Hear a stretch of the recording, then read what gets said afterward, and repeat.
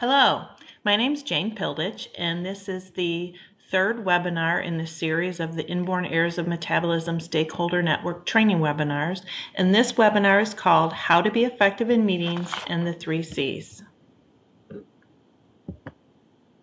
The outline for this webinar is how you can be effective in meetings, promoting the patient voice, the IBEMCSN governance document, and the 3 C's, conflict, communication, and collaboration. The objectives of this webinar are that you will gain insight into how to be an effective meeting participant. We'll highlight the importance of the patient voice. We'll learn about the IBEMCSN governance document, gain an appreciation for constructive conflict, understand why communication counts, and make a commitment to collaboration. So today's webinar is called How to be Effective in Meetings. The IBEMCSN is made up of clinicians, public health professionals, researchers, and patient partners. It's sometimes difficult to be the only non-professional, so to speak, in the room, and it can be intimidating. We're going to discuss how we can be more effective in promoting the patient voice and how you can be effective as an equal partner. But first, we're going to talk a little bit about what makes a meeting effective. We've all been there. There's nothing worse than a bad meeting. It's a waste of everybody's time.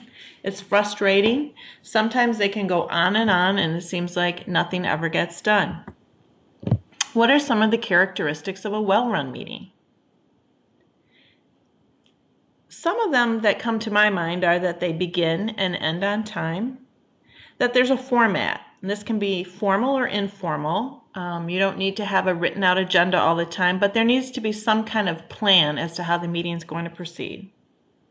A good meeting allows for the participation of everyone, and this is especially an important point when there is a perceived imbalance of power among meeting participants, for example, clinicians and patients, or the researchers and the patient partners. A good meeting allows for the equal participation of everybody and an environment where everyone feels that they have the ability to add something. Members should treat each other with respect. Stay positive. Don't talk over each other. No side conversations. Pay attention to each other. Don't spend the entire meeting on your phone or on your laptop doing other work. A good meeting is one where the rules of the meeting are adhered to, and again, this can be formal or informal. Some meetings that I do as far as trainings and for other groups, we start with the ground rules for the group. And we put them actually up there on a piece of paper and post them so that everybody follows them, and then if we ever run into issues, we can point to them throughout the meeting and hold people to it. A good meeting implies that the chair or the facilitator has control of the meeting and keeps it on track. And these are just some of them. I'm sure that you have been to good meetings and bad meetings, and you can come up with examples of both.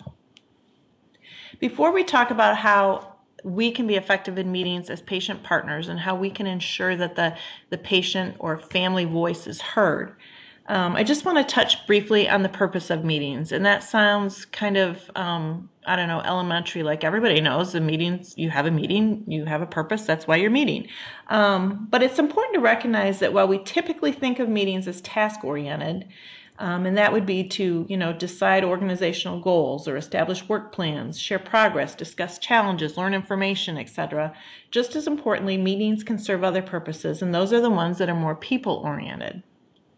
Some people-oriented purposes may include creating a sense of belonging among members, developing relationships, building partnerships, or creating buy-in among people. People join groups for many reasons.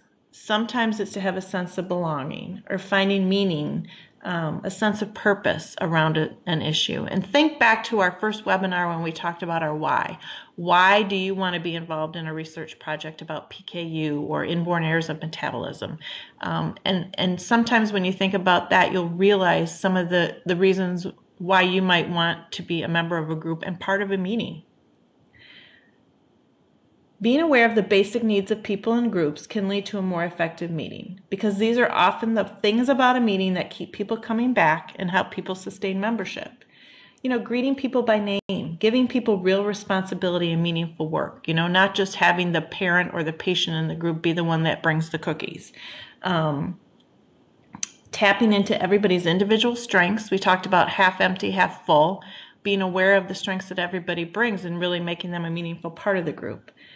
They also provide opportunities for networking and social times, which can really move the group along quickly as far as bonding and creating trust and developing relationships. And one of the main reasons we have an in-person meeting for our IBEMCSN, and one of the things we learned is that having that in-person meeting earlier in the project is helpful, is because that's really the time where people get to know each other, begin to develop trust with each other, and it tends to cement the group together. So good meetings don't just happen. And they're not just the responsibility of the leader or the chair. Sometimes we think if a meeting is not a good meeting, it's because the leader wasn't doing their job. And certainly that can be a part of it, but it's not always it. Good meetings are also the responsibility of the participants. So we're going to talk about meetings from the perspective of a participant and how you can be an effective participant. To be an effective meeting participant, there are 3 key points that I want to emphasize, and that is prepare, participate, and reflect. So preparing for a meeting really means that if you have the opportunity, and we don't always, go through the agenda and the meeting materials before you get to the meeting. Don't always have these, but if you do and you have a chance, it's a good thing to become familiar with the materials. If you have questions, you can contact the meeting organizer or other group members ahead of time. It may bring up things that you need to have clarified before a discussion in a group so that you can be more involved in the actual meeting. Communicate any needs that you might have prior to the start of the meeting. And this could be you are coming in late or you're leaving early, you need some kind of accommodation. This just shows respect for everybody else in the group, that you let people know that ahead of time. There's nothing worse than having everybody stand up and leave a meeting 10 minutes earlier and you're not knowing what you're doing wrong. It's just a matter of respect and to be polite to let people know. Also, as far as accommodations, if you need someone to help you take notes or you need the agenda gone through ahead of a time, if you have any type of disability, we want you to get the most out of any meeting that you're involved in, and so it's helpful if you let people know this ahead of time. And know what you want to get out of the meeting. And again, this might be task-oriented or it might be people-oriented. There could be an item on the agenda that you really want discussed and that you need clarified. It might be that you just want to connect with someone. There's someone in the group that you haven't met and you feel like you need to establish some sort of relationship with. And, that's also important. So that's another reason where you might think about what you want to get out of the meeting before you go into it. And I think they say that in order to prepare for a meeting, if you're facilitating a group or any type of organized group of people coming together, you usually spend about twice the amount of time preparing for the meeting as you do in the meeting. And I know when I facilitate groups, I go through the agenda, I go through the meeting materials, I review them myself, I mark the amount of time that each thing is supposed to take so we can make sure we're on track. And I think you really can't downplay the importance of doing that. Also, maybe having some conversations with other people in the group ahead of the meeting. Like, this is what I think this conversation is going to be about, and it would be helpful if you touched on this. Those things can all lead to a productive meeting. Preparing for the meeting also knowing the rules of the meeting, and these can be formal. Some groups follow Robert's rules. Some have bylaws that they have to adhere to as far as when they're making a decision or bringing something on an agenda. Others are very casual, but just so that you know how your group works. Understand the decision-making process of the group. Again, like if there are bylaws that have to be followed, if you need a 2/3 majority vote, if you take roll call, that type of thing, it's important to know how the group operates. Very skilled parliamentarians can quickly run over people who don't understand the process when they're trying to work through a meeting. So it's important that you know how your group works and become familiar with that process. And then participate. Like I said before, an effective meeting is just not the responsibility of the chair. It's also the participants' responsibility, and that includes active listening, contributing your thoughts and ideas. It doesn't necessarily mean that you have to give a presentation or talk, but that you're maintaining a positive presence, you're supporting other people who might be talking or doing presentations. Thinking before you speak, is your contribution a value add to the discussion? And being supportive of others, I just want to touch on again, that's a leadership characteristic. So just because if you don't like to be in the spotlight and you don't want to lead a discussion or do a presentation, that doesn't mean that you're not being a valuable part of the group. It's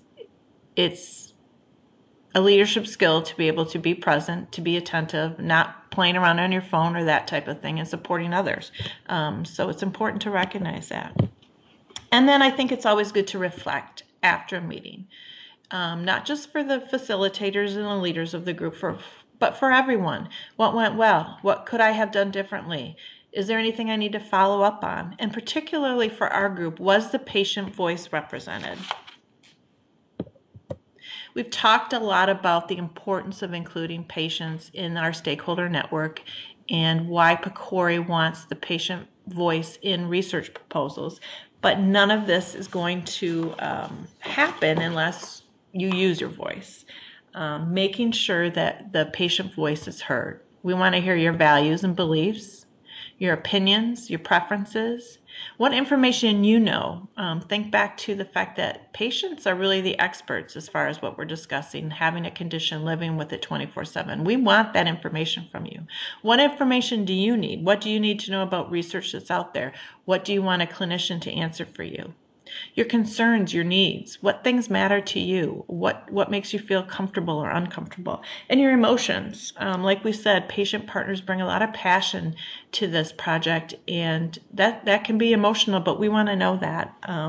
You can certainly still maintain a professional presence and a credible presence by displaying what's important to you and what you're passionate about. So being a patient partner and having that patient voice, like I said, doesn't mean anything if you don't use it. So we encourage our stakeholder networks to speak up and be an active part of the group. So now that we've talked about meetings in general, let's talk more specifically about the Inborn Errors of Metabolism Stakeholder Network. And so I'm going to refer to the governance document, which is provided as a resource at the end of this. And this is the kind of the rules or the charter of the group that we use in these projects. And this one, I think, is the example from Quest. Both the PKU project and the Quest project have governance documents. They're a little bit different than each other just based on the goals of the group, but they both start with a structure. How is the group organized, and who are the players, and what are their responsibilities? And this is required by PCORI, that we have to submit this when we apply for a grant through them. I think the important thing to note here is that the stakeholders are really the center of this project. We have staff around this side there. We have project coordinator, clinicians, patient engagement consultant, myself as a lead patient partner, but the center of our project is stakeholders, and that's the patient partners, the IBEM providers, and public health professionals. Our governance documents, which again you can access through the website, go over the roles and responsibilities of patient partners and every other role in the group, what everybody's responsible for. And this one was taken from, I believe, the PKU project. This Quest one is fairly similar, but the patient partners are expected to actively participate in the webinars and meetings. Identify outcomes important to patients and caregivers, and in the case of the PKU project, suggest and help develop ideas for patient-centered outcomes research studies, and participate in the development of grant proposals. So these roles and responsibilities are really outlined right in this document. The decision-making process is also outlined in this, how we're going to make decisions about scheduling our webinars, making any types of decisions, and this is documented in the governance document. Anytime we want to make a change, like if we decide we have to get to a more formal rulemaking and, you know, decide that we need majority rule or 2/3 rule or how we're going to do something, this would be documented in the governance document. And it's operated as like a living entity, as the slide says, and this is the one from Quest. As the group matures, it's possible that modifications may be required, and at any time during the project, any member of Quest may point out a need or a desire for a change. And I think that's important to note, that it doesn't have to be project staff, it doesn't have to be the clinicians. Patient partners have an equal voice and an equal say in this. So that's an important thing to know about our project, because inevitably when you are meeting with a group of people with different perspectives, different values, different communication styles, as we talked about in other webinars, you're bound to have conflict. So the governance document and the rules are important to provide a framework and a foundation for the event that you have conflict occur. And we've discussed the barriers to patient-practitioner relationships and the different perspectives and values. So as we dig into this and start actually talking about what outcomes are important, talk about methodologies, what research questions are important, we're bound to run into differences of opinion. And when the discussion is about something as important as a condition that you or a loved one might have, emotions can run high. And there's bound to be conflict. So I like this definition of conflict. It says conflict occurs when two or more people or groups have or think they have incompatible goals. Notice think they have, because I think that's important. Many times when there's a miscommunication or no communication, we think there's a problem when actually none may exist. I've had the experience of being in a heavy philosophical debate with someone, a real difference. And when we really got into it, we found out we actually agreed on the same points. We were just using different language. So it's important to think about that a little bit, that you really actually have to communicate to find out if there is a real conflict. What words describe conflict to you? A lot of times we use fight, argument, disagreement, heated discussion. What are the ways we deal with conflict? Avoidance, denial, ignoring someone or something, or we like to smooth over the situation, try to make it go away and make everything good. Compromise, confrontation, a power struggle, consensus. But I think when you think of all of these terms that we use to describe conflict and the ways we deal with conflict, we tend to think of conflict as negative and something to be avoided. But conflict happens. In fact, it's inevitable. And conflict means that people care about the outcomes. Conflict happens because people do care. If you don't care about something, you're not going to invest your time or your emotions to bother arguing or trying to resolve something. I mean, think about a situation when someone was really upset about something and really wanted to engage you in it, and you just didn't care. I mean, it's easy to walk away from something like that. If you have a vested interest in something, in a person or a situation, that's when conflict really tends to occur, because you do care about it. And whenever there's more than one person, you're going to have conflict. I mean, think about your best friend or your partner or someone you work with, a colleague that you share many of the same goals with. It doesn't mean you have to agree on absolutely everything. I mean, I think about my husband and I during election time, and I always joke that we're canceling each other's vote out many times because we don't agree on everything. And this is someone who I identify the most closely. There's always going to be conflict. Another point I'd like to make is that healthy relationships are sometimes the noisiest, that people aren't keeping things bottled up inside, never discussing them. So just because you have a disagreement with someone or a conflict doesn't mean that it's not healthy, and it doesn't mean that it's not a good thing.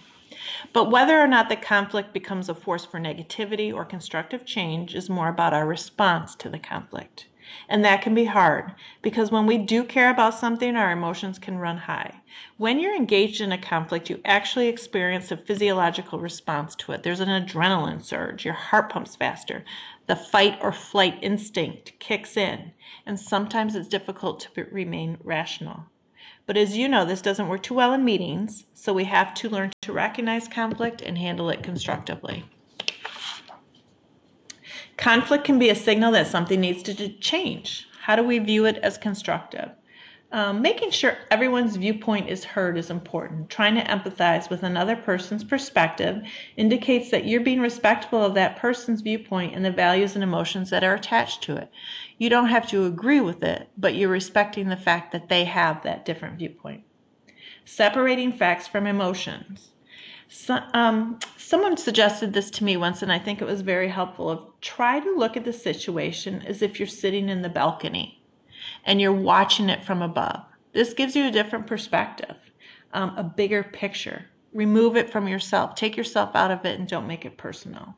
And this is where we get this Q-tip. It means quit taking it personally. And I think that can be helpful sometimes when we're in a situation with conflict. Keep the end goal in sight. Many times we have conflict with people. Think about if you're working with a doctor or a teacher about your child. When you really think about, they really want the same things as you. They want the child to be healthy, or they want the child to do well in school. Sometimes it can help you to get past some of the issues along the way to that. Look for common ground. There doesn't have to be a winner and a loser. Try to look for win-win situations. And keep communicating. And I think communication is our second C here on this webinar, and that's extremely important. When we talk about communication, we're talking about both verbal and nonverbal.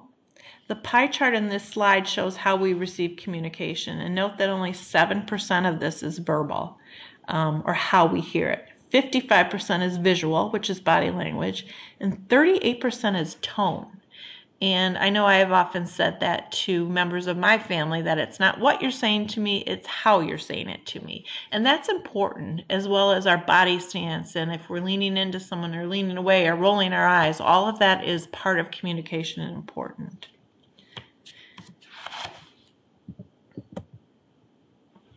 Being open and upfront and addressing issues and conflicts as they arise. Giving feedback is critical to open, honest communication. Don't let the elephants in the room grow. Have those difficult conversations when they arise. Don't try to avoid them or smooth them over. Certainly you're not going to fight every battle. There might be certain things that you let go, but if something is a really important issue and really important to the project and to you, speak to it, address it as it comes up. A quote that I like from Paul Schmitz, who wrote a leadership book, says, "Constructive criticism happens in the room. Destructive criticism happens outside of the room after the meeting." So rather than leave the meeting and, tell your coworker about everything you disagreed with and how awful that other person was in the room, try to speak directly to the person you have a conflict with and talk about it as it happens. So that means being open and upfront. And we really strive for this in our stakeholder network. We want it to be a group of people, a group where people aren't afraid to say what they think or to disagree. It's okay to disagree. We will have different ideas and probably some conflict, but our goal is that we use it constructively and create a space where everyone feels like their contribution counts. And this is one of my favorite slides. I use this in a lot of different trainings. We are the ones we've been waiting for. It kind of speaks to what I think many of us feel, and that's the wanting to make a difference, making things easier for other families who have a loved one with an inborn error of metabolism. Being involved as a patient partner or patient advocate means stepping up and taking responsibility. The caveat here is that taking responsibility doesn't mean taking over. Which brings us to the third C, which is collaboration. And I've used this slide before already in this training series, but it's a favorite of mine. If you want to go fast, go alone. If you want to go far, go together. Only by working together and sharing responsibility as partners can we achieve meaningful, sustainable outcomes. And this is indeed the very foundation of PCORI in the Inborn Errors of Metabolism Stakeholder Network.